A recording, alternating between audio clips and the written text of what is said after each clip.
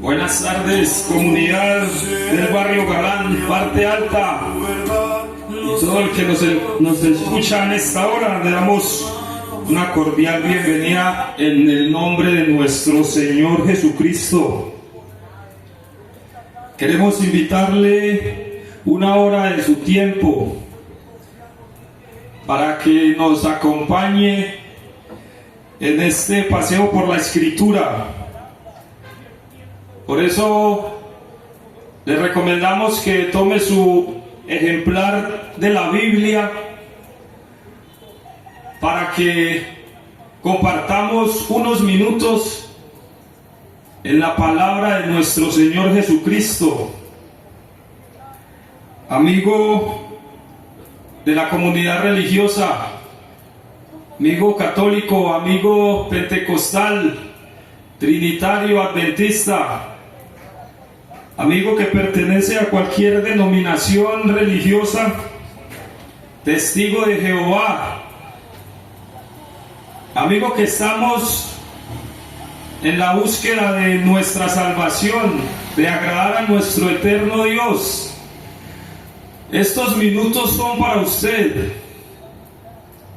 con la intención de que entremos en conciencia, de que tomemos conciencia de que hay un Dios al cual todos clamamos y todos queremos verle un día. Entonces, su Biblia, la que tenga, testigo de Jehová, Biblia Dios habla hoy, Reina Valera, cualquier versión bíblica nos va a servir para comprobar lo que vamos a leer en estos instantes. Y vamos a empezar leyendo en la carta a los Hebreos, capítulo 3. Dice la palabra: por tanto, hermanos santos, participantes del llamamiento celestial, considerad al apóstol y sumo sacerdote de nuestra profesión, Cristo Jesús, el cual es fiel al que le constituyó, como también lo fue Moisés en toda la casa de Dios. Porque de tanto mayor gloria que Moisés es estimado digno cuanto tiene mayor honra que la casa el que la hizo. Porque toda la casa es hecha por alguno, pero el que hizo todas las cosas es Dios. Y Moisés a la verdad fue fiel en toda la casa de Dios como siervo, para testimonio de lo que se iba a decir. Pero Cristo como hijo sobre su casa, la cual casa somos nosotros, si retenemos firme hasta el fin la confianza y el gloriarnos en la esperanza. Verso 7. Por lo cual, como dice el Espíritu Santo, si oyeres hoy su voz, no endurezcáis vuestros corazones como en la provocación, en el día de la tentación en el desierto, donde me tentaron vuestros padres, me probaron y vieron mis obras 40 años, a causa de la cual me disgusté contra esa generación y dije: siempre andan vagando en su corazón y no han conocido mis caminos.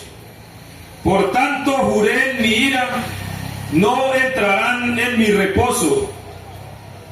Mirad, hermanos, que no haya en ninguno de vosotros corazón malo de incredulidad para apartarse del Dios vivo. Antes exhortaos los unos a los otros cada día, entre tanto que se dice hoy, para que ninguno de vosotros se endurezca por el engaño del pecado. Porque somos hechos participantes de Cristo, con tal que retengamos firme hasta el fin nuestra confianza del principio. Entre tanto que se dice, si oyeres hoy su voz, no endurezcáis vuestros corazones, como en la provocación. ¿Quiénes fueron los que habiendo oído le provocaron? ¿No fueron todos los que salieron de Egipto por mano de Moisés? ¿Y con quienes estuvo él disgustado 40 años? ¿No fue con los que pecaron, cuyos cuerpos cayeron en el desierto?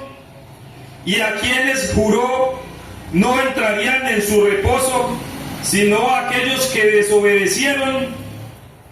Y vemos que no pudieron entrar a causa de incredulidad. Temamos pues, capítulo 4, verso 1 de Hebreos. Temamos pues, no sea que permaneciendo aún la promesa de entrar en su reposo, alguno de vosotros parezca no haberlo alcanzado.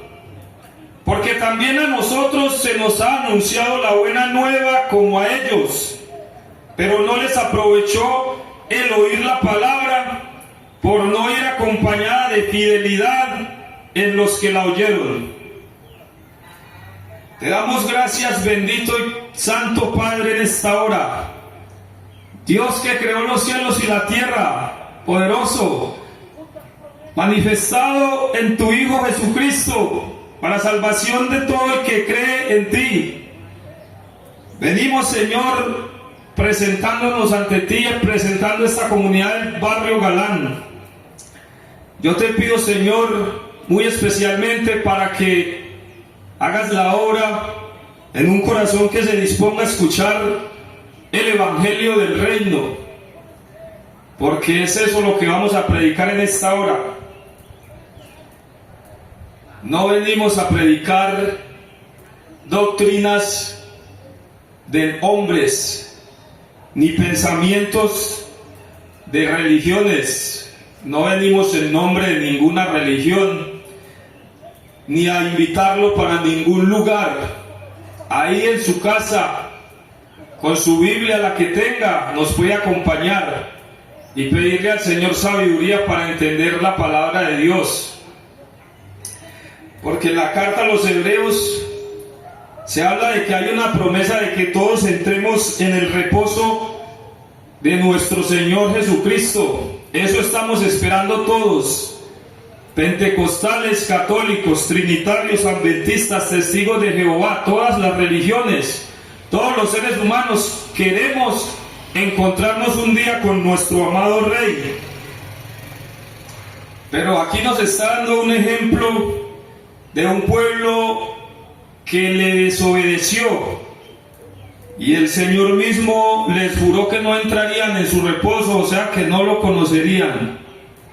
Pero eso fue a causa de la desobediencia. Fue a causa de la desobediencia a esta palabra. Usted, querido amigo que me está escuchando, puede desobedecer las autoridades, pero si usted no obedece a la palabra de Dios, créame que está difícil para encontrarnos con nuestro Creador, para entrar en su reposo. El Señor sacó un pueblo de Egipto, ahí lo leímos, con mano poderosa, hizo grandes prodigios, grandes milagros, plagas contra los egipcios, y el pueblo celebró la salida de la esclavitud. Pero el Señor, una vez que saca a su pueblo de la esclavitud, también le muestra el camino a seguir. El Señor tiene palabras de vida eterna y tiene un camino, unos mandamientos, unas leyes para su pueblo, unas leyes para todo aquel que ha sido salvado del reino de las tinieblas, del reino de la desobediencia, del reino del pecado. Entonces, es sencillo, querido amigo religioso que me escucha, esta palabra es para usted. Mi intención no es incomodar ni ofender.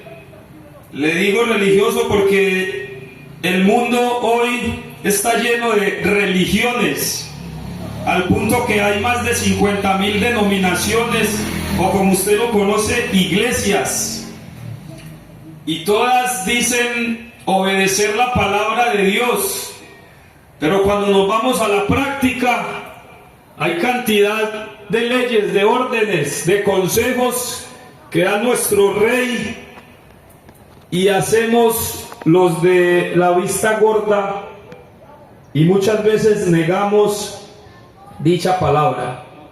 Por eso nos presentamos sin ningún nombre.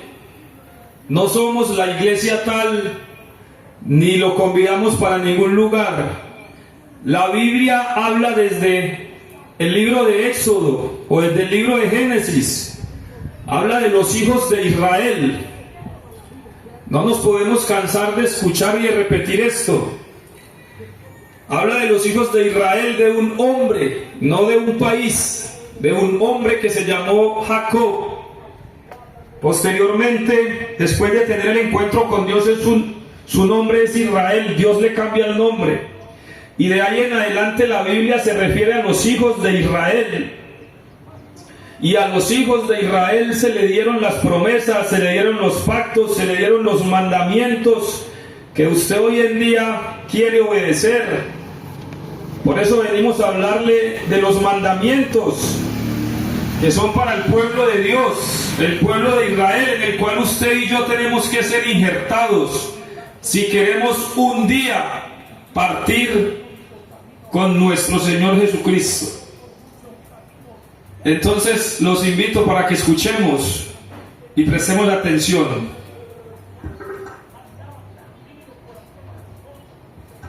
Hablando de obediencia, Lucas capítulo 15.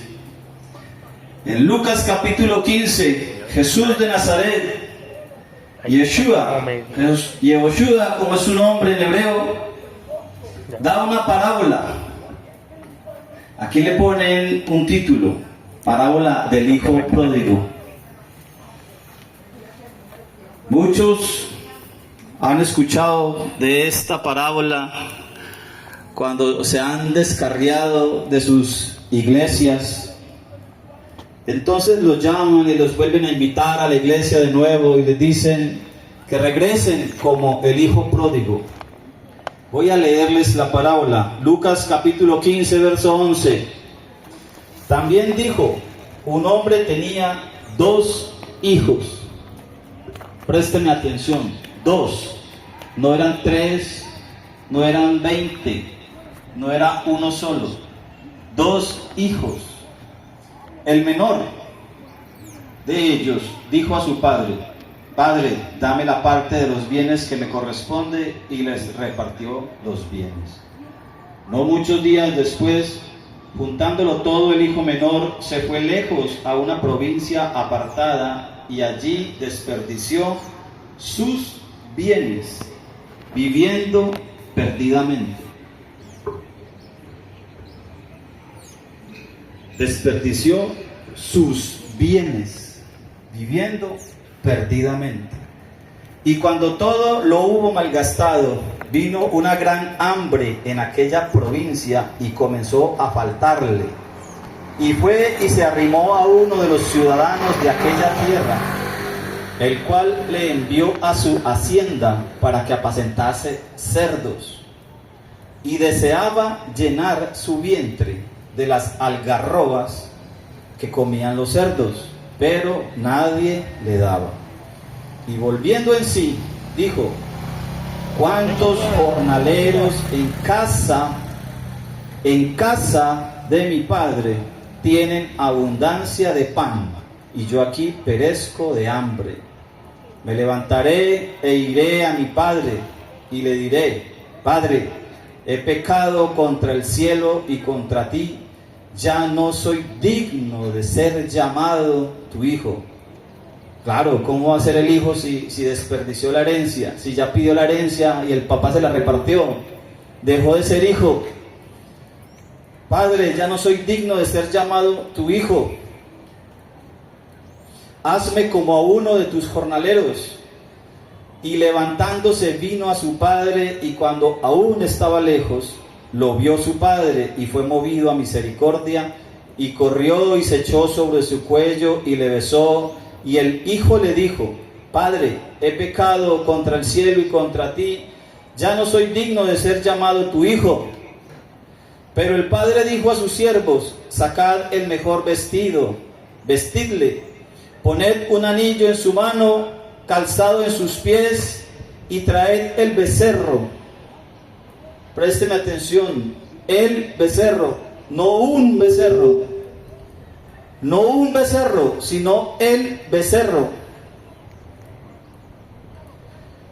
El becerro gordo, matadlo y comamos y hagamos fiestas de Jehová, de Yahweh, del Eterno. Porque este es mi hijo, muerto era y ha revivido. Se había perdido y es hallado, y comenzaron a regocijarse. Y su hijo mayor, que estaba en el campo, cuando vino, llegó cerca de la casa, oyó la música y las danzas, y llamando a uno de los criados le preguntó qué era aquello.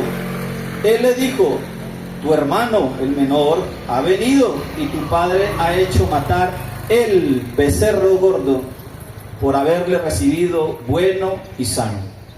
Entonces se enojó y no quería entrar. Salió por tanto su padre y le rogaba que entrase. Mas él respondiendo dijo al padre: he aquí tantos años te sirvo, no habiéndote desobedecido jamás, y nunca me has dado ni un cabrito para gozarme con mis amigos. Pero cuando vino este tu hijo, que ha consumido tus bienes, con rameras, has hecho matar para él el becerro gordo. Él entonces le dijo: hijo, tú siempre estás conmigo y todas mis cosas son tuyas, mas era necesario hacer fiesta y regocijarnos, porque este tu hermano era muerto y ha revivido, se había perdido y es hallado. Ahí termina la parábola y el capítulo 15 de Lucas, relatando la historia de dos hermanos y de aquel hijo menor que se fue a las naciones con los bienes del padre. El padre se los dio, los hizo de él. El hijo menor hizo bienes, los bienes del padre los hizo suyos y los desperdició. ¿Cómo se llamaba ese hijo? Ese hijo se llama Efraín. ¿Cómo se llama el hijo mayor? Se llama Judá. ¿Cómo se llama el padre? El Padre es el Eterno, Dios Todopoderoso, el Creador del cielo, de la tierra, de todo cuanto existe, de todo cuanto nuestros ojos pueden ver, de todo cuanto nuestros sentidos pueden palpar o sentir. Hay un Padre eterno que tiene dos hijos. El mayor se llama Judá, el menor se llama Efraín. Efraín, el hijo menor del padre, se fue a las naciones con la herencia que recibió de su padre. ¿Dónde comienza esta historia? ¿Por qué Jesús de Nazaret relata esta historia entre el pueblo judío, entre el pueblo de Israel? Porque ellos conocen lo que sucedió en Primera de Reyes, capítulo 7. A nosotros nos toca regresarnos a lo que Pablo, el apóstol Pablo, llama las Sagradas Escrituras. Las que comienzan en Génesis y van hasta Malaquías. Esas son las Sagradas Escrituras que Pablo conocía, que Jesús de Nazaret conocía, que Juan, que Mateo, que todos aquellos escritores del Nuevo Testamento conocían. Pablo dice que la Sagrada Escritura es útil para redimir, para salvar, para sanar, para instruir. Las sagradas escrituras son útiles. Cuando Pablo escribe en 2 de Timoteo capítulo 3, desde el verso 14 al 16, hablando de las sagradas escrituras, se está haciendo referencia al Antiguo Testamento, el que nos enseñaron en el cristianismo como una fábula y una historia, de que eso es para otra gente, para el pueblo de Israel, pero que usted y yo como cristianos somos de una iglesia nueva. Por eso el cristianismo, católicos, pentecostales, adventistas, testigos, mormones y los que usted quiera, todos se apoyan en las escrituras del Nuevo Testamento y cuentan la historia de una iglesia nueva. Una iglesia que no está profetizada en el Antiguo Testamento, sin promesas, sin profecía. En las Sagradas Escrituras está la historia completa, está el principio de la historia, que a usted y a mí como cristianos no nos habían contado. ¿Por qué la parábola del hijo pródigo? Ese título se lo pusieron los hombres. ¿Por qué está la parábola del hijo mayor y el hijo menor que pierde su identidad, que pierde la herencia, que se malgasta la herencia del padre entre las naciones y luego es obligado a apacentar cerdos y quiere alimentarse de lo que alimentan a los cerdos? ¿Qué representa el cerdo? ¿Qué representa el perro en una comunidad en la que Jesucristo en este momento está hablando? ¿Qué representa para esta comunidad que está oyendo en el capítulo 15 de Lucas? ¿Qué representa el cerdo y qué representa el perro o los perros?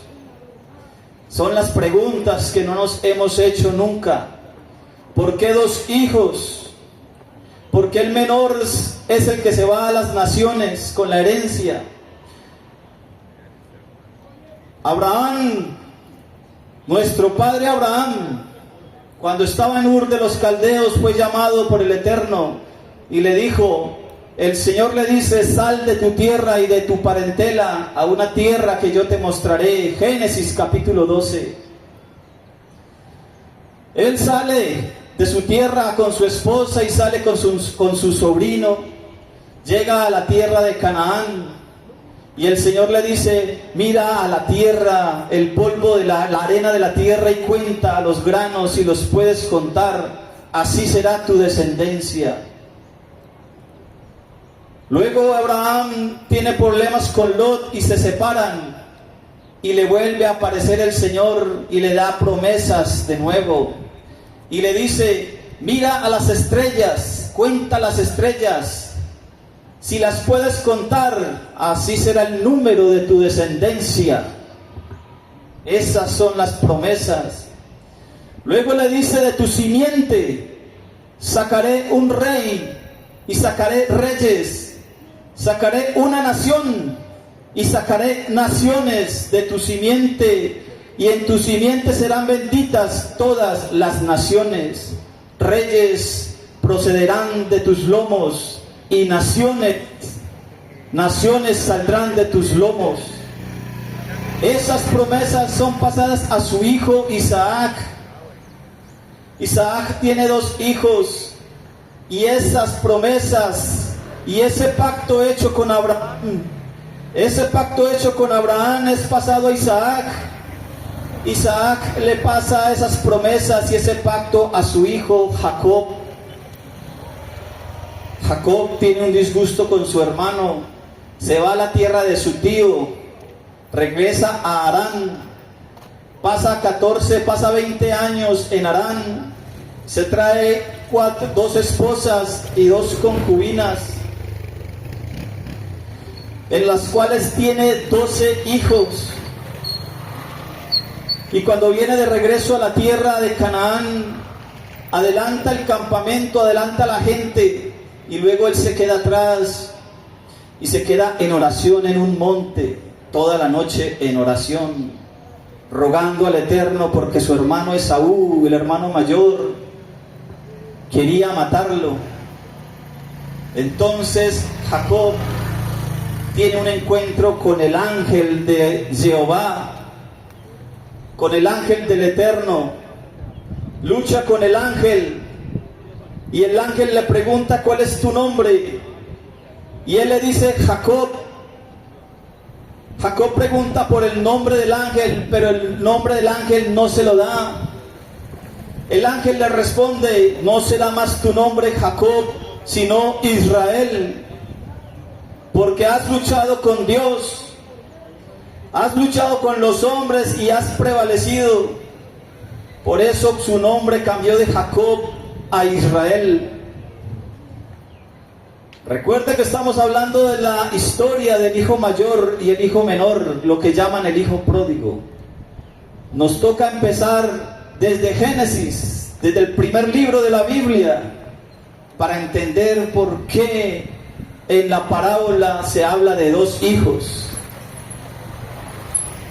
Abraham, el receptor de la promesa y del pacto con el Eterno, del único, del uno y único, del verdadero. Luego Isaac, receptor del pacto y de las promesas dadas a Abraham, las recibe Isaac su hijo. De Isaac pasan a Jacob. Jacob le cambian el nombre por Israel. Israel tiene 12 hijos. El mayor Rubén, el siguiente Simeón, el siguiente Leví y el cuarto Judá. Luego de pasado un tiempo, tiene un hijo menor que se llama José, y luego le nace otro, el último de ellos, Benjamín. José, el hijo favorito de Jacob, de Israel, es vendido por sus hermanos a Egipto. José es vendido a Egipto por esclavo y dado por muerto. Luego de pasar de la casa de Potifar, pasa por la cárcel, y de la cárcel sale como rey de Egipto. José luego llega una gran hambre a la tierra, y José manda llamar a su padre, y su padre Israel desciende a Egipto. Cuando Israel desciende a Egipto con todos sus hijos, con los 12 hermanos que tenía, con los 12 hijos, los 11 hijos que tenía, entonces se completa todo el pueblo allí en Egipto. Jacob, Israel, más sus 12 hijos. José tiene 2 hijos. Génesis capítulo 49. José tiene 2 hijos. Uno, el mayor, se llama Manasés, y el menor se llama Efraín. Ya encontramos al hijo menor de la parábola.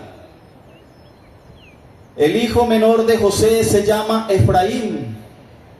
Jacob, Israel, adopta a los 2 hijos de José, a Manasés y a Efraín, 2 hijos que le fueron dados a José en Egipto, hijos de una egipcia, nacidos en Egipto, el Egipto que representa el pecado y las naciones del mundo. Allí José tiene 2 hijos en ese Egipto, en ese mundo. Manasés y Efraín son adoptados por Israel, pero Israel pasa las promesas y el pacto, no se las pasa a su hijo Rubén el mayor, ni a Manasés el hijo mayor de José, sino que Efraín recibe las promesas y el pacto que fueron dados a Abraham, a Isaac, a Jacob. Lo recibe Efraín. Efraín recibe el nombre de Israel, el pacto y las promesas. Luego de 200 y tantos años, Israel es esclavizado en Egipto y luego es sacado por Moisés y es trasladado por Moisés durante 40 años en el desierto. Pasan por el monte Sinaí, pasan por el monte Horeb, donde hace pacto el Eterno con su pueblo y le da el mandamiento y las leyes, las estipulaciones del pacto. ¿Cuál es el pacto? Yo soy tu Dios y tú serás mi pueblo. Yo seré a ellos por Dios y ellos serán a mí por pueblo. Este es el pacto, y las promesas son: haré de ti una gran nación, y naciones saldrán de ti, y en tu simiente serán benditas todas las naciones. Este es el pacto y las promesas. Pacto, yo seré a ustedes por Dios y ustedes me serán por hijos. Promesas, serán una nación y naciones saldrán de ti, de tus lomos, de tu simiente. En tu simiente serán benditas todas las naciones. Luego de entrar a la tierra prometida por parte de Josué, viene el tiempo de los jueces, viene el tiempo de los reyes, y el primer rey es Saúl. Luego viene David, luego viene Salomón. Salomón se comporta mal y llegamos a Primera de Reyes, capítulo 7. Mira el recorrido que hemos hecho desde Génesis, Éxodo, Levítico, Números, Deuteronomios, Josué, Jueces, Ruth, Primera de Samuel, Segunda de Samuel, Primera de Reyes. Estamos haciendo un panorama bíblico. Estamos hablando del hijo pródigo. Israel entra a la tierra prometida y pide rey. Y el pueblo escoge un rey conforme a las naciones y escogen a Saúl. Luego el Señor escoge un rey conforme a su corazón y escoge a David. El sucesor de David es Salomón. Salomón peca y por el pecado de Salomón, el pueblo de Israel, las 12 tribus son divididas en 2 naciones y en 2 pueblos, uno distinto del otro. 10 tribus al norte y 2 tribus al sur. Casa de Israel al norte, casa de Judá al sur. Efraín, quien recibe las promesas de Jacob, el pacto y las promesas, recibe el nombre de Israel y cobija las 10 tribus del norte. Judá se queda al sur. Esto es historia bíblica. Luego de pasado muchos tiempos, 722 años antes de Cristo, Israel es sacado de la tierra de Israel. Las 10 tribus del norte son sacadas de Israel y se llaman las 10 tribus perdidas de Israel. Así lo denomina la Escritura. Las 10 tribus perdidas de Israel. Efraín es sacado a causa de su pecado, causa de su desobediencia al mandamiento, a la ley, porque dejaron las promesas, dejaron el pacto y se apartaron del Señor, de su Padre, se apartaron en pos de sus deseos, en pos de sus justicias, y se fueron a hacer lo que quisieron hacer. De manera pues que el Señor dice: no resistiré más con este pueblo, no contenderé más con él. Y los sacó de la tierra de Israel a las 10 tribus del norte, los que se llaman Efraín, el hijo menor, y los regó por todas las naciones. Fueron regados por el norte, por Turquía, luego por Europa, luego Europa llega a América, y aquí estamos usted y yo contando la historia. El hijo mayor, Judá, se quedó en la tierra. En el 580 es sacado antes de Cristo, es sacado por Nabucodonosor a Babilonia. Luego de pasar 70 años en Babilonia, algunos regresan, porque esas fueron las promesas que el Señor hizo a David. Regresó la casa de Judá de nuevo a Jerusalén y edificaron de nuevo el segundo templo. Ahí están los libros de Crónicas, Esdras y Nehemías. Restauran el templo. Judá restaura el templo. Regresa a Jerusalén. Ahí está el hermano mayor en la casa del Padre, sirviéndole. Ese es el reclamo que le hizo aquí en Lucas capítulo 15. La casa de Judá, el hermano mayor le hace el reclamo al padre y le dice: toda mi vida te he servido, pero ahora este Efraín, este hijo menor que se fue a las naciones, está regresando a la casa del padre y usted lo recibe. Amable oyente, Jesús de Nazaret, el Mesías prometido a Israel, viene a restaurar 2 hermanos, el hermano menor y el hermano mayor, a Efraín y a Judá. Usted dirá: ¿qué tengo que ver yo ahí? Y por eso le conté la historia. Llegamos hasta Nehemías. Hasta Nehemías llega Judá, pero Efraín llega hasta segunda de Reyes. La casa de Israel fue dispersa por las naciones. Señor cristiano, usted que ha tenido una Biblia, abra su Biblia para que pueda entender por qué la parábola del hijo pródigo. La casa de Israel, las 10 tribus del norte que fueron dispersas por todas las naciones, Europa y luego hasta América. La simiente de Abraham fue regada por todas las naciones. La palabra simiente en griego es esperma. Esa palabra esperma es semen.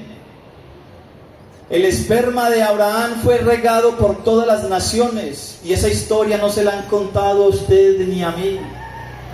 De eso no le habla el pastor, de eso no le habla el cura, el párroco. ¿Cómo así que yo soy de las ovejas perdidas de la casa de Israel? Usted es ahora que se da cuenta, es hijo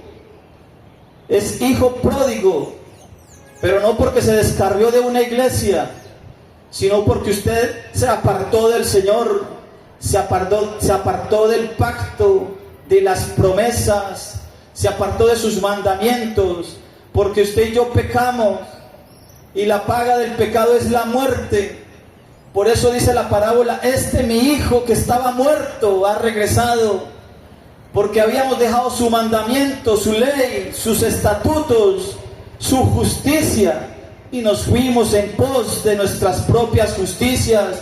Formamos religiones, iglesias nuevas, sin profecía, sin promesas, y queremos estipularle a un Jesucristo que es enviado a las ovejas perdidas de la casa de Israel, y queremos tomarlo para nosotros los gentiles. Y eso es verdad, somos gentiles, somos de las naciones, porque abandonamos su pacto, pero somos gentiles, que somos llamados a ser de sus ovejas perdidas de la casa de Israel, porque llevamos la simiente de Abraham. A usted le han contado la historia de Adán y Eva, pero hasta ahí nomás. Pero no le han contado la historia de Abraham. Gálatas capítulo 3, verso 29 dice, Pablo diciéndole a los de Galacia, le dice, si están en Cristo, si ustedes están en Cristo, ciertamente esperma de Abraham sois. Los Gálatas, los galos, los que ahora conforman Francia, así se llama Francia, los franceses son los galos, que alguna vez habitaron en Turquía y se llamaba la provincia de Galacia. Por eso existe la carta a los Gálatas. Pablo le escribe a los galos y les dice de esa manera. Los galos fueron llevados de Francia a Turquía, esclavizados por Roma. En el tiempo de Pablo entonces están esclavos de Roma en Turquía, pero ellos regresan a Francia y se llevan la carta a los Gálatas. Usted y yo no somos franceses, pero usted y yo tenemos mezcla con sangre española, donde Pablo iba a ir a predicar el evangelio. Pablo escribe la carta a los romanos diciéndoles que va para España a predicar el evangelio. Preste atención, en el año 50 y tantos, y en 1492 luego viene Cristóbal Colón desde España y viene hasta América y descubre. Ellos dicen que descubrieron América, pero aquí estamos los indígenas ya. Esos españoles se mezclaron con la raza indígena que estamos aquí. Trajeron el esperma de Abraham, la casa de Israel. Por eso cuando usted lee promesas en la Biblia, usted siente que le palpita el corazón. Cuando usted lee Salmos capítulo 23, por ejemplo, Cuando dice, el Señor es mi pastor y nada me faltará. En lugares de delicados pastos me hará descansar y junto a aguas de reposo me pastoreará. Eso no es para gentiles, eso es para su pueblo. Pero usted se siente alegre cuando lee esos salmos. Lo mismo pasa cuando usted lee en el Salmo 91, cuando está por ahí preocupado y entonces usted dice, el que habita al abrigo del Altísimo morará bajo la sombra del Omnipotente. Diré yo a Jehová, esperanza mía y castillo mío, mi Dios en quien confiaré. Él te librará del lazo del cazador, de la peste destructora. Por eso usted se adueña de esos salmos. Por eso usted siente una alegría cuando lee los salmos. ¿Y qué tal el 121 cuando dice, alzaré mis ojos a los montes, ¿de dónde vendrá mi socorro? Mi socorro viene de Jehová, que hizo los cielos y la tierra. No dará tu pie al resbaladero, ni se dormirá el que te guarda. He aquí, no se adormecerá, ni dormirá el que guarda a Israel. Por eso usted se apropia de esas promesas, porque usted es de esas ovejas perdidas de la casa de Israel. Mateo capítulo 15 resalta la historia de Jesucristo cuando se encuentra con una mujer sirofenicia, una mujer de las naciones, que no era parte de la nación de Israel, y le decía a Jesucristo, Señor, hazme un milagro, que tengo una hija enferma. Pero el Señor no le prestaba atención, y le rogaba hasta que los discípulos le dijeron, Señor, despídela, que ya da voces detrás de nosotros, ya está muy cansona. Y Jesús de Nazaret le dice a sus discípulos, yo solo soy enviado a las ovejas perdidas de la casa de Israel. Yo solo soy enviado a las ovejas perdidas de la casa de Israel. Yo soy enviado a buscar al hijo pródigo, a Efraín, que se perdió entre las naciones. Por eso el evangelio que usted y yo escuchamos de la Biblia, cuando leemos las Sagradas Escrituras, habla de esas historias. Esas historias están fundadas en el Antiguo Testamento, lo que usted conoce como Antiguo Testamento. Esas historias no comienzan en Mateo. Cuando Jesús de Nazaret habla con esa audiencia del judaísmo, con esa audiencia de la casa de Judá, ellos entienden, porque ellos han leído el Antiguo Testamento. Pero a usted le ocultan el Antiguo Testamento. La iglesia cristiana le dice que eso no es para usted, que eso es para Israel, pero que usted es de una iglesia nueva, usted es del cristianismo, que porque Cristo vino a fundar una religión nueva. Eso es falso. Nunca jamás dice eso la Biblia. Jesús de Nazaret, como judío, como de la casa de Judá, como redentor de Israel, vino a cumplir unas promesas, vino a cumplir unas profecías que están establecidas por Él y para Él. Él no puede salirse de la ordenanza y del mandamiento de su Padre, de la doctrina de su Padre. Juan capítulo 7, verso 16. Mi doctrina no es mía, sino del que me envió.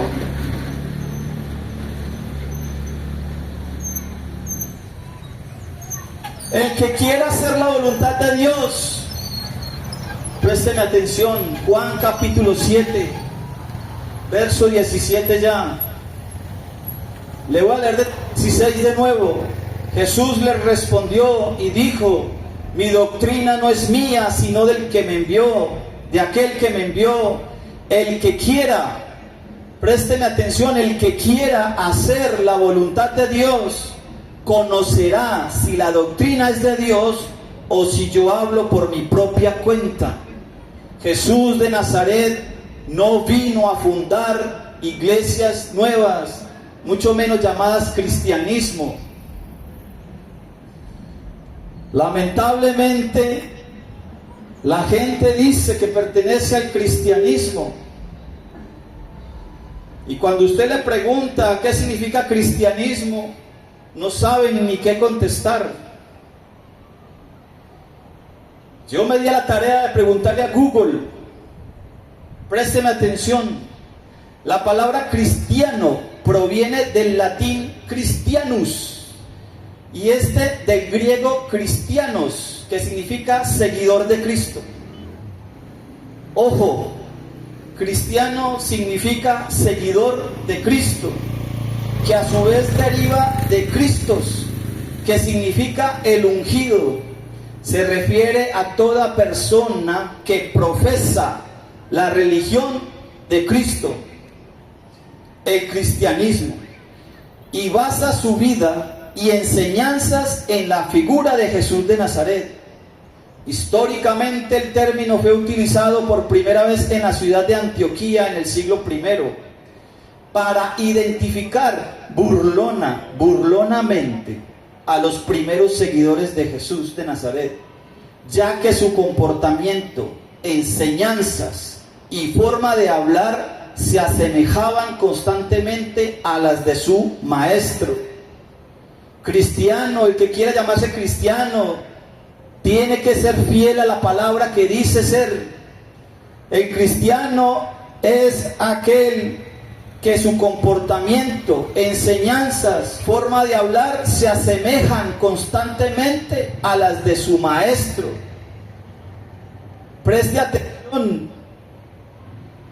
Si usted es cristiano, es decir, seguidor de Cristo, tiene que andar como Él anduvo. Jesús de Nazaret vino a predicar la doctrina de su Padre. Vino a hablar, a enseñar la doctrina de su Padre. La palabra doctrina ahí en griego está haciendo énfasis a la palabra enseñanza, a la palabra instrucción, a la palabra ley, a la palabra mandamiento. Jesucristo dice: yo no vine a abrogar, ni a quitar, ni a destruir la ley. ¿La ley de quién? La de Dios, la de mi Padre, la que está en el Antiguo Testamento, la que comienza en Éxodo, Levítico, Números, Deuteronomios. Ahí está escrita la ley. Desde el Génesis aparece la ley y el mandamiento del eterno Dios, el uno y único. Y su Hijo Jesucristo vino a predicar la doctrina de su Padre, diciéndoles a los que quieran oír, a los que quieran instruirse en Dios, diciéndoles: yo no vine a abrogar, yo vengo a engordar, a fortalecer, a plerú en griego, la ley. Primero pasará en el cielo y la tierra antes que una pequeña coma, antes que una pequeña tilde de la ley. No pasará ni la más pequeña de las letras de la ley. Primero pasará en el cielo y la tierra. El que infrinja uno de estos pequeños mandamientos y así lo enseñe, será llamado pequeño en el reino de Dios. Pero el que los haga y así lo enseñe será llamado grande en el reino. Mateo capítulo 5, el sermón del monte, ahí lo tiene. Señor cristiano, si usted es cristiano, haga el favor de ser coherente con la palabra cristiano y sométase a la enseñanza de Jesús de Nazaret, de Yehoshua. Nunca él infringió la ley de Dios, porque si él hubiera infringido en una pequeña coma de la ley de Dios, sería pecador. Primera de Juan 3:4 dice que el pecado es infracción de la ley. Todo el que peca infringe la ley de Dios, pues el pecado es infracción de la ley. El día que Jesucristo invalide, infrinja un mandamiento de estos, él se haría pecador. Entonces en vano murió en la cruz del Calvario. En vano estamos parados aquí, y en vano está usted yendo a una iglesia cristiana 2, 3, 5, 15, 30, 50 o 60 años. Perdió todo ese tiempo sentado en esa banca llevando ofrendas y diezmos. Todo ese tiempo lo perdió si Jesucristo infringió un mandamiento. Por ahí he escuchado a varios pastores, a varios maestros del cristianismo decir que Jesucristo, Jesús de Nazaret, infringió el día de reposo. El cuarto mandamiento de los 10 que están en Éxodo capítulo 20. A usted le enseñan y le dicen que Jesucristo infringió el cuarto mandamiento porque Él trae una nueva ley. Déjeme decirle que si usted sigue creyendo eso, usted mismo se está cerrando las puertas de salvación. El Dios de Israel, el Dios de la Biblia, el uno y único, ha enviado a su Mesías a buscar a su hijo menor, a Efraín, que se perdió en las naciones. Querido amigo, hablo con los que conocen de la Biblia, hablo con los que tienen Biblia en sus casas, hablo con los que van a alguna religión.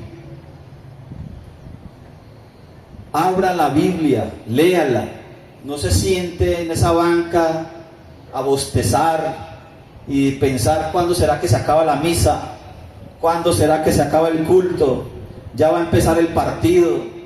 Tan siquiera cuando esté en esa banca, abra la Biblia, ábrala, léala, pregunte. Si no entiende algo en el Nuevo Testamento, pregúntele al Antiguo Testamento. Ahí tiene 2 testigos. Todo sea en boca de 2 o 3 testigos, dice la ley de Dios. Tiene Antiguo Testamento y tiene Nuevo Testamento. Efesios 2:21 dice: edificados sobre el fundamento de apóstoles, 1, y profetas, el Antiguo Testamento, 2. Necesita 2 testigos. Todo lo que lea en el Nuevo tiene que estar prometido en el Antiguo. Si a usted le prometen cosas que no están profetizadas en el Antiguo Testamento, le están robando, lo están engañando.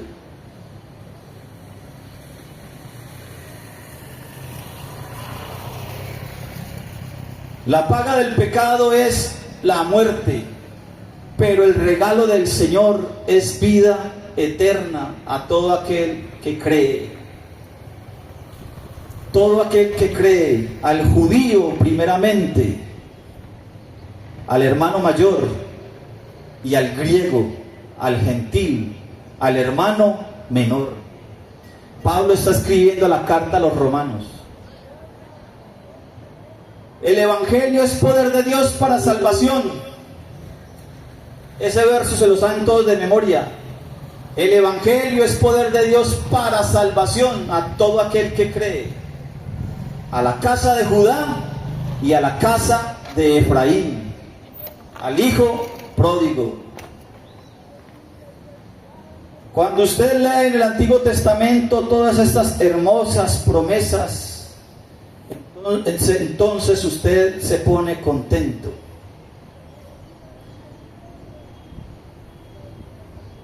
Isaías capítulo 41, verso 10. Le voy a recitar versos de memoria. Todo el cristianismo le gusta este verso. Isaías 41, verso 10. No temas porque yo estoy contigo, no desmayes porque yo soy tu Dios que te esfuerzo. Siempre te ayudaré, siempre te sustentaré con la diestra de mi justicia. Qué hermoso verso de la Biblia.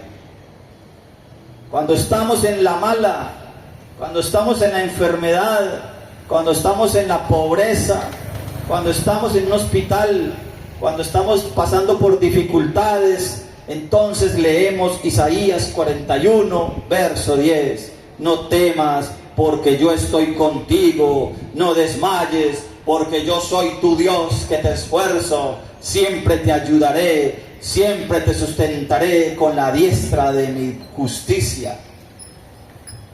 pero no se dan a la tarea siquiera de devolverse en 2 versos más atrás para saber con quién está hablando. Si con una iglesia nueva, nacida de Hechos capítulo 2, o está hablando con quién está hablando. Isaías capítulo 41. Isaías capítulo 41, verso 8 tan siquiera, pero debería leerlo completo. Isaías 41, verso 8. Pero tú, Israel, siervo mío eres tú, Jacob, a quien yo escogí, descendencia de Abraham, mi amigo. Voy a leerlo de nuevo. Pero tú, Israel, siervo mío eres tú, Jacob, a quien yo escogí, descendencia de Abraham, mi amigo. Porque te tomé de los confines de la tierra y de tierras lejanas, desde Segovia, Remedios, Cuturú, Carrizal, lejanías. Porque de tierras lejanas te llamé y te dije, mi siervo eres tú, te escogí y no te deseché. Ahora sí viene una cosa bonita en el verso 10. No temas porque yo estoy contigo. No desmayes porque yo soy tu Dios que te esfuerzo. Siempre te ayudaré, siempre te sustentaré con la diestra de mi justicia. Casa de Israel. Señor cristiano, sea cristiano de verdad. Busque a Jesús de Nazaret, el que está en la Biblia, no el que le inventaron por ahí, no el que le inventa la catequesis, no el que le inventa la IPUG, los trinitarios, los testigos, los adventistas, los mormones. No busque a ese Jesús porque en la Biblia no está. Ese Jesús que vino a buscar una iglesia nueva. Jesús ya lo dijo claramente, vuelvo y le digo, Mateo capítulo 10, Mateo capítulo 15, Mateo 10, Mateo 15, yo solo soy enviado a las ovejas perdidas de la casa de Israel.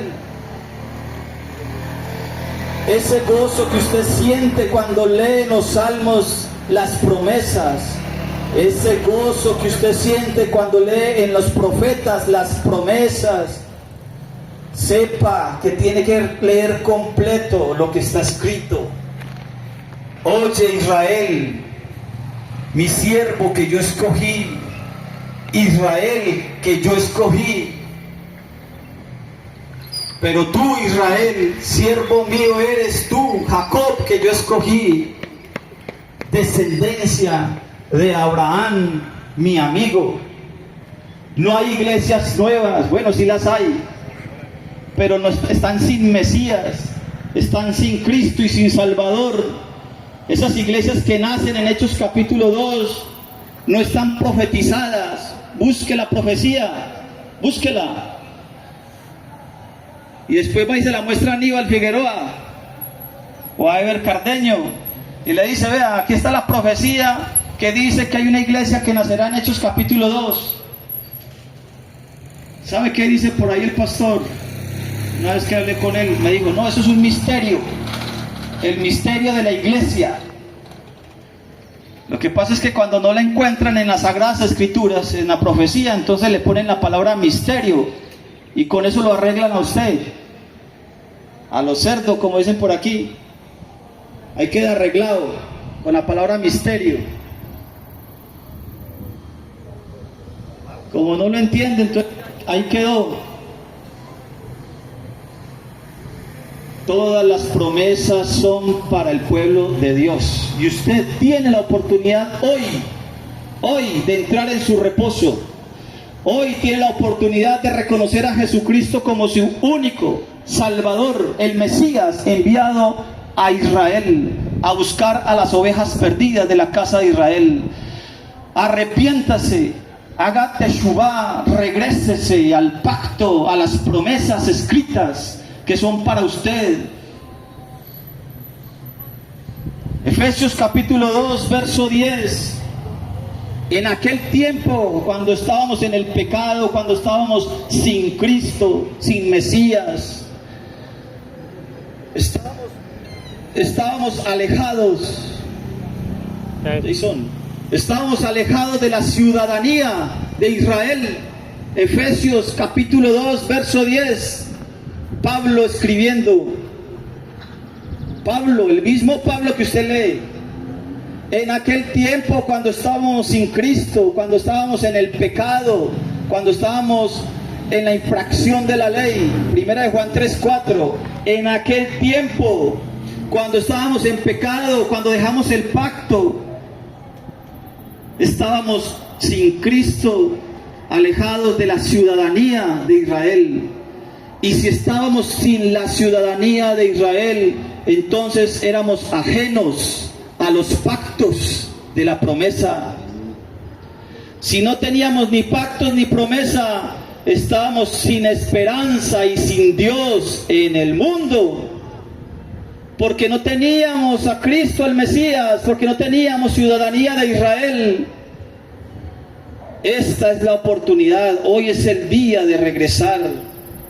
Las cosas se van a poner muy difíciles. La venida del Señor está cerca. Y no es tampoco como se le han dicho, que viene en secreto por una iglesia nueva. Tampoco dice la Biblia eso en ninguna parte. No hay ni un solo verso que hable de arrebatamientos secretos. Léalo usted si quiere. El único verso donde se relaciona la venida del Señor con el arrebatamiento está en Primera de Tesalonicenses capítulo 4. Desde el verso 15 dice: os decimos esto en palabras del Señor, que nosotros, los que hayamos quedado vivos hasta la venida del Señor, no precederemos a los que durmieron, porque el Señor mismo, con voz de mando, con voz de arcángel y con trompeta de Dios, descenderá del cielo. El Señor mismo, con voz de mando, con voz de arcángel, con trompeta de Dios, descenderá del cielo. Los muertos en Cristo resucitarán primero, luego nosotros, los que hayamos quedado vivos, seremos con ellos juntamente arrebatados, arpazo, y eso es en su venida. Apocalipsis 1:7 dice que viene con las nubes y todo ojo le verá, y los que le traspasaron se lamentarán. Apocalipsis 1:7. Ahí comienza la historia o una predicación para las 7 iglesias de Apocalipsis. Ahí en esas 7 iglesias está metido usted, en la religión que esté. En esas 7 iglesias de Apocalipsis está metido usted, sea testigo, pentecostal, católico, adventista, lo que sea, trinitario. Usted está metido, la historia suya está metida en esas 7 iglesias de Apocalipsis. Y a esas 7 iglesias le están diciendo: Él, Jesús de Nazaret, viene con las nubes y todo ojo le verá. Eso mismo dice Pablo en Primera de Tesalonicenses 4, verso 15 en adelante, o todo el capítulo, toda la carta mejor, léala completa. El Señor mismo, con voz de mando, con voz de arcángel y con trompeta de Dios, descenderá del cielo. Ahí es su venida, con las nubes que todo ojo le verá. Ahí seremos arrebatados. ¿Quiénes? Los que lo esperan, los que son de su pueblo, los que han sido redimidos, injertados y han vuelto a ser hechos hijos, porque les han dado vestido nuevo, porque les han dado anillo nuevo, porque les han dado calzado nuevo, como hicieron con el hijo pródigo. Por eso el Señor nos adopta de nuevo como hijos, porque usted y yo nos perdimos por las naciones y queríamos comer de lo que comen los gentiles, de lo que come el paganismo, que eso es lo que representa el cerdo. Eso es lo que representa el cerdo y el perro en las Sagradas Escrituras, el paganismo de las naciones, que adoran a multitud de dioses y hacen lo que quieren hacer. Hoy es el día de salvación. Las Sagradas Escrituras hablan de salvación, hablan de vida eterna. Sus mandamientos son para vida. Los mandamientos del Señor son para vida. Deuteronomios capítulo 30, verso 11. Levítico capítulo 18, verso 5. Andando en sus mandamientos tenemos justicia. Juan capítulo 10, capítulo 8. Dice Jesucristo que los mandamientos del Señor de Jehová son para vida. La Biblia, las Sagradas Escrituras son para vida, para usted y para mí, que estábamos perdidos en la oscuridad, que estábamos perdidos en nuestros pecados. El mandamiento del Señor es para vida. Efesios capítulo 2, verso 5. Aún estando muertos en nuestros delitos y pecados, Dios nos pasó de la muerte a la vida en Cristo. Por gracia sois salvados. La gracia del Señor, el don inmerecido de su salvación, vino a usted y a mí, aún estando en pecado, aún estando en la infracción de la ley, del mandamiento, aún estando sin pactos y sin promesas, porque estábamos sin Cristo, sin Mesías. Esa es la gracia del Señor. Nos salvó, nos pasó de la muerte a la vida, para que usted y yo caminemos en obras, andemos en obras que Él preparó de antemano, para que usted y yo andemos en ellas. Efesios 2:10.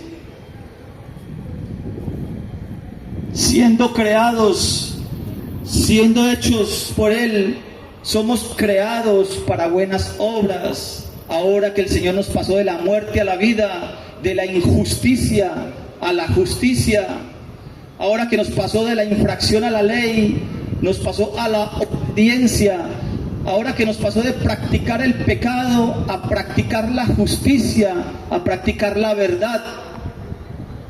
Ahora que somos salvos por gracia, caminamos en obediencia a su mandamiento.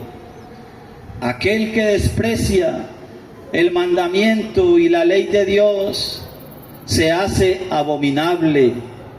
Y no porque el Señor lo quiera abominar, lo quiera desechar, sino porque el corazón del hombre se endurece en la desobediencia. Y dicen que unas cosas sí, que otras no. Los días se van a tornar más y más difíciles, porque la venida del Señor se acerca. Mateo capítulo 24, el Señor relata cómo es su venida. El Señor dice que como el relámpago que sale del oriente, Mateo 24, 27, como el relámpago que sale del oriente y se muestra hasta el occidente, así será la venida del Hijo del Hombre. Así será la venida del Hijo del Hombre.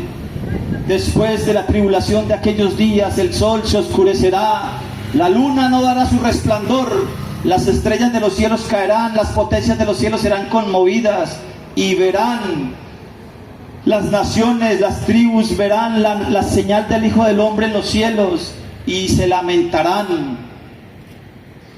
Y el Señor vendrá en las nubes con gran poder y gloria, enviará a sus ángeles a recoger a sus escogidos con gran voz de trompeta.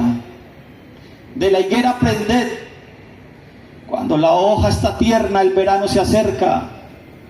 Pero como en los días de Noé, así será la parusía, la venida de Cristo en cuerpo presente a esta tierra. Se casaban, se daban en casamiento, estaban en fiestas paganas, hasta que Noé entró en el arca y luego vino el agua y se los llevó. Solo quedó el que permaneció, Noé con su familia dentro del arca, dentro del pacto, el arca del pacto. Noé y su familia que estaban en pacto, en obediencia a la ley de Dios y a su mandamiento, porque el Señor Jesucristo los puso ahí. En eso estamos usted y yo. Cuando estábamos desobedientes, estábamos fuera del arca. Pero ahora que el Señor por gracia nos pone en el arca, nos pone en obediencia, entonces ahora caminamos, usted y yo caminamos en obediencia dentro del arca. porque los días que vienen van a ser difíciles para la tierra. Veranos más duros, veranos más fuertes, inviernos más fuertes, sequías, inundaciones, hambres, guerras. Todo esto lo tendremos que pasar, pero su pueblo será librado en ese día. Su pueblo será librado en ese día. Porque el Señor cuida a su pueblo como la niña de sus ojos. Por ahí le dicen que la iglesia es la niña de los ojos de Dios. Déjeme decirle que en parte es verdad, pero ¿cuál iglesia? La que está en el Antiguo Testamento, no la que nace en el Nuevo Testamento. Porque esa palabra de la niña de los ojos de Dios no está en el Nuevo Testamento. No hay un solo verso de la Biblia que diga que la iglesia que nace en Hechos capítulo 2 es la niña de los ojos de Dios. Ese versículo aparece 3 veces en el Antiguo Testamento y todos hacen referencia a Israel. Todos esos versos hacen referencia a Israel. Isaías 26 dice: escóndete por un momento hasta que pase la indignación, pueblo mío. Está hablando en Isaías, está hablando para Israel, para usted y para mí. Si usted y yo creemos que Jesús de Nazaret vino a darnos identidad, vino a darnos otra vez, a adoptarnos como hijos de Él, como hijos de la casa de Israel. Si usted y yo creemos en sus promesas y en su pacto, usted y yo somos entonces de ese pueblo y de esas ovejas perdidas que pueden ser encontradas por el Maestro, por el buen pastor. Los días van a ser más y más difíciles y a usted le andan prometiendo un arrebato secreto que no está en la Biblia. No hay un solo verso de la Biblia. El Nuevo Testamento tiene 7.957 versos. 7.957 versos tiene el Nuevo Testamento. Y no tiene un solo verso que hable de arrebatos secretos. Querido oyente, amigo, el Señor viene, Maranata, en las nubes, y todo ojo le verá. El problema es lo que acontece antes de su venida. Esos días no van a ser fáciles. Y si usted y yo no estamos creyéndole al Mesías, al Dios de Israel, no estamos confiados en sus promesas y no estamos en su pacto, entonces estamos por fuera. Y se queda por fuera del arca y vienen las corrientes de este mundo y se lo arrastran y se perdió. Porque dice la Biblia en ese mismo capítulo que 2 estarán en el campo, uno será tomado y otro será dejado. Y estarán 2 moliendo, y uno será tomado y el otro será dejado. Y a usted le han dicho que el que se va es el que se salva, y resulta que lo engañan, porque el que se salva es el que se queda. Porque está hablando del diluvio, el que permanece, no el que se va, el que es llevado por las corrientes del agua del mundo. Eso dice ahí, Mateo capítulo 24, léalo completo. A usted le han dicho que hay 2, que hay uno que se queda y hay otro que se va. Y el que se va es el que se salva, y resulta que el que se va es el que se lo llevó el agua. El agua del diluvio se los llevó y se perdieron porque se los llevó el agua del diluvio. Pero los que se quedaron dentro del arca son los que se salvaron. Y a usted toda la vida le dijeron eso al revés, que uno será tomado y otro se quedó, y el que fue tomado fue el que se salvó. Lea lo que eso viene después de que Jesucristo dice: como en los días de Noé, así será la venida del Hijo del Hombre. Los que permanecen en el arca, en el pacto, son los que se salvan. Las corrientes del mundo, las aguas del mundo, son los que se llevan a los perdidos, que andan por ahí mirando cómo saciar su sed de pan vivo, de pan del cielo, como le dijeron a la mujer sirofenicia en Mateo capítulo 25, en la historia que les estaba relatando, cuando Mateo 15, cuando Jesús de Nazaret le dice: yo solo soy enviado a las ovejas perdidas de Israel. Pero la mujer sirofenicia, la gentil, le dice: Señor, tengo una hija enferma, hazme el milagro. Y él le contesta a esta gentil, a esta sirofenicia que está lejos del pacto, le dice: no me es permitido dar el pan de los hijos a los perros. No me es permitido dar el pan de los hijos a los perros. Pero tan siquiera, dice la mujer, tan siquiera de las migajas que caen de la mesa de sus señores, en plural, de sus señores, tan siquiera de las migajas que caen de la mesa pueden comer los perros, Señor. Y el Señor Jesucristo le contesta que te sea hecho conforme a tu fe. Y la mujer recibió el milagro de las migajas. Esa era su fe. Esa es la fe del pagano, del gentil, de comer de las migajas que caen de la mesa, cuando puede recibir la identidad de hijo de Dios, del hijo de Israel, de esas ovejas perdidas de la casa de Israel, cuando puede recibir la adopción y poderse sentar a la mesa a comer pan vivo. Pero preferimos sentarnos ahí a la orilla de la mesa, abajo en la mesa, a comer migajas. Y está bien que de las migajas se reciben milagros. Si de las migajas se reciben milagros, ¿cómo será del pan que se come en la mesa? Pero el pan de la mesa es para los hijos de Israel. Jesús de Nazaret viene a darnos adopción de hijos de Israel. No se deje engañar más, ni con arrebatos secretos, ni con iglesias nuevas. La eclesía está desde el Antiguo Testamento. Dile a los hijos de Israel, dile a la eclesía de Israel: este es mi pacto y estos son mis mandamientos. Aleluya. Señor, Elohim de Abraham, de Isaac, de Jacob, te damos gracias, Señor, te doy gracias por esta hora, porque se predica tu palabra, porque se predica tu evangelio del reino, de este evangelio del reino que busca a unificar estas dos casas de nuevo. Este evangelio del reino que habla de tu justicia, que habla de tus mandamientos, que habla de tu ley, de este mandamiento que es para vida. Gracias, Señor, yo te ruego por cada uno de estos oyentes.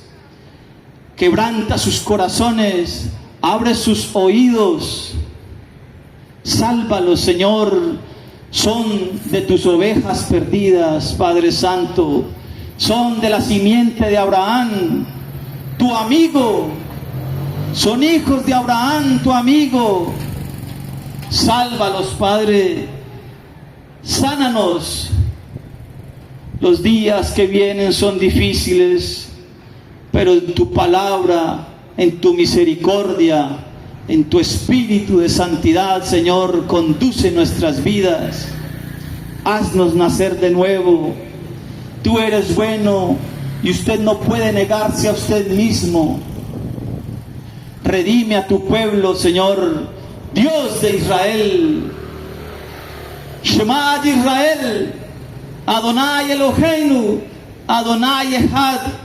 Ve'afta et Adonai Elohecha, bechol levavcha ubchol nafshecha ubchol meodecha. Vehayu advarim jaele asher anochi metzaveja ayom al levaveja. Bendito sea tu nombre, Señor. Que esas sean nuestras palabras al levantarnos, al acostarnos. Dios, Elohim de Israel, escucha nuestro ruego, Señor. Sálvanos de esta idolatría. Sálvanos, Señor, de esta incoherencia. Sálvanos del pecado. Sálvanos, Señor, que no sigamos infringiendo tu mandamiento. Afírmanos en tu camino de justicia, de sedacá. Tú eres santo, santo y kadosh, kadosh para siempre. En el nombre de Yoshua de Nazaret, Yoshua HaMashiach, bendito su nombre por siempre. Amén.